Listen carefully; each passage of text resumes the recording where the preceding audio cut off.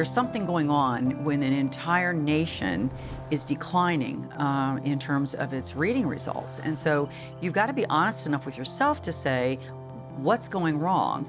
You know, why are we here today? One of the biggest emphasis was the 2019 NAEP reading scores didn't show the kinds of improvements we'd really hoped to see for most of us. When the results came out and they were flat or declining, I think it was a shock to the system. Wyoming was one of the states that saw a drop in 8th grade reading scores on the NAEP assessment in 2019.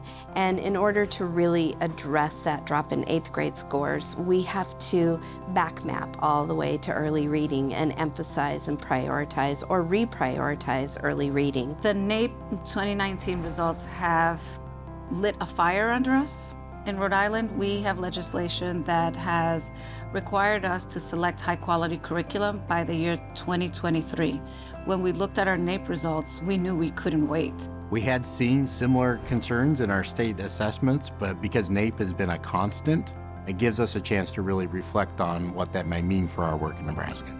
NAEP is so important because it allows us to see results over time and have that consistent longitudinal measure. And in a place like DC, it's so important to be able to see the gains not only in the short term, but over the long investment. We, I think, still have a long way to go in both overall progress and in closing gaps for different groups of students. And I'm really proud to be here to learn alongside my colleagues about the science of reading and how we can ensure that we are spreading that consistently across our schools and our classrooms. This is a national conversation now, and I think what really galvanized that around the recent NAEP reading results, where everyone seemed to have the same sense of urgency and about the direction that we actually need to go as state leaders.